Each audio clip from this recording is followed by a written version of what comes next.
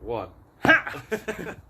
Hello ladies and gentlemen, and welcome back to the channel. In case we don't want to deceive the viewers, do we, Sam? We're filming this video straight after the other one, Yes, so yes. you know, we do wash our clothes in Yes, we between. do change, yeah, I promise you. Normally we you know. change, yes. But yeah, so we've just done a video about the range of HEMA weapons or materials within HEMA weapons that we use, and so now we'd like to do a specific video dedicated to the foam swords that we've just got. These are a bit of a these are a very recent purchase for us. So we've used them in about. Sam's still got the barcode on. Yeah, I have actually. Yeah, so we've used these a couple of times now, and they're a lot of fun. Like they are terrific. They are brilliant fun.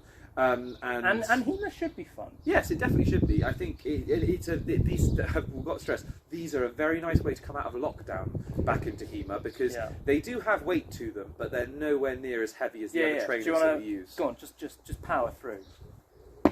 Nothing. So. No, okay. So, but yeah, so these are really good as a way to get back into it, because the hits aren't too painful, and also the weight of using it is actually quite nice it's like a dull hit. So you know it's landed, and in fact, I think actually in terms of hit recognition, it's actually a lot better than using something like a Rawlings and a padded jacket. Yes. Because actually, there's been plenty of times, I think, for both of us, where we've been hit by a Rawlings and simply not noticed it. Yeah, definitely. Because of the lightness and the padding of the jacket. Because these can hit quite heavily, but it's the force is spread out. You notice, absolutely, but it's not painful. No, definitely. So these are available from the Night Shop or the HEMA Shop, same thing, but you can get these from there. And it is worth saying that there are lots of other foam options out there, including kind of there's like a baton, long swords, a katana. Yeah. So there's lots of different options there. And there's a medium version of what we have this here. is the heavy training broadsword, to be very specific with what this is called. Yeah. And we would heavily recommend buying this if you're interested, kind of like in. We haven't felt the medium version. No. But these feel light and. Yeah, and it's worth enough. saying that the only protection kind of like wearing is a cup that I am. So yes, and that's personal choice thing. But both of us have been hit in the face with these. As on the head, legs, arms, everything. Exactly, and we haven't really felt kind of we haven't felt the need to then go into additional protection with that. So I think it's worthwhile saying that these are really good for sparring. And I will say that because I've not used foam before, and I know Matt has. It was a very strange experience removing the mask from sparring, because it gave that whole new dynamic to it. And you're in the match. You're in the match, and you don't want to be hit. It's definitely caused a far fewer double hits that both Matt and I don't like. We filmed a few videos of us sparring, so you'll actually be able to compare and contrast the difference between us sparring. Admittedly, there's a big gap because of lockdown, but you'll be able to compare and contrast us sparring with these versus us sparring in full equipment with the heavy synthetics. Definitely. And but one thing on the safety we should mention is actually in terms of thrusting, these are an absolute no-go in terms of thrusting, because if Sam wants to... Yeah, we've demonstrated in another video this, but I'm actually leaning completely on that, and there is no flex whatsoever. So, and this would be the size kind of like potentially of an eye socket, so that could give you a nasty black eye. It could kind of like in the bridge here we've talked about before, like it could kind of quite easily break your nose. And Sam and I, we tend to throw quite a few thrusts in because we were working from, we've been doing some foil stuff, we've been doing some small sword, and we've been working from Victorian 19th century sources, which do tend to stress a balance between both cut and thrust. But we found occasionally a few thrusts do sneak through, even if you say no thrust. Yeah. But it's about having that control and being able to, oh no, I can't do that. Yeah, in the heat of the moment, you are going to throw that in because at the end of the day, you are in a fight. However, it's about trusting the person you're with and making sure that you have control with that sense. But they're really good for cut simulating, and it's for me personally, because small sword is my preferred and foil is my preferred method of combat in a sense. It's been really interesting for me to have the thrust taken away, which has forced me to change guards. It's forced me to think about my footwork a lot more and my blocks, whereas before it's a completely different system. So for me, like, it's been really interesting as a fighter to use these. And it's worth noting in a historical context, when you come to particularly 18th and 19th century British swordsmanship, that when it came to training, there was that division between cut and thrust. You would learn cut fencing with your single stick, which was of course rigid as well, so you couldn't thrust with it. And then you would learn thrust fencing with a foil, which is why there was such an emphasis on doing both.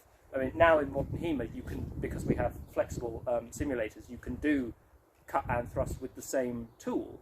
But historically, that wasn't the case. And of course, they were great swordsmen, so there's no real issue. And that's what I would liken this to, is in fact a modern-day single stick. Is you can use it with no protection. You can't thrust very well, or at all really with them. But that's not what they're for. They're there to represent cut fencing, and that's I think that's a very valuable tool.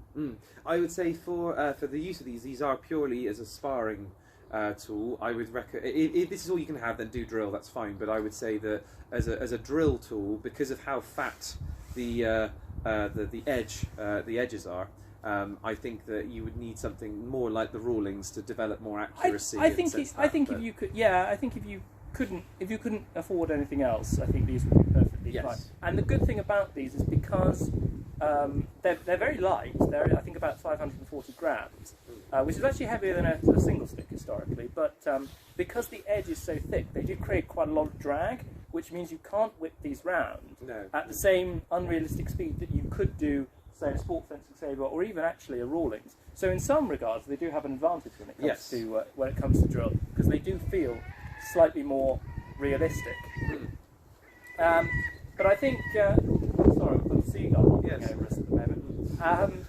But yeah, in terms of the only thing that I would really like to see in terms of an improvement would be, and it's not really an improvement as such, but just maybe as a diversity of range, would be I would love to see a slightly longer version. This has a 30-inch blade, which is sort of all right. It's not short, but the sort of, you're looking at 19th century British swords. Officers' swords are a regulation 32.5 inches, so you're giving up quite a bit of reach on this, and so I'd like to see a little bit more length on the blade, and maybe just a tad more weight, bring it up to something like 600 grams or so, to make it.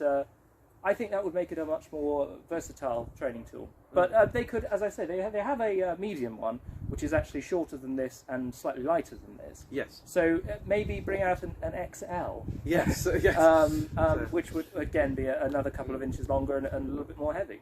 And it would be interesting to see if there would be any way potentially of putting in thrust. A flex capability towards the end, because I don't think you would need a lot of flex to make these to introduce a thrust element to these so they can be safe. But as Matt said, it's not a massive issue in the sense that these are a jolly good bit of fun with these, and we'll try not to laugh as much as we have whilst we've been using these. No promises. No promises in the videos we upload.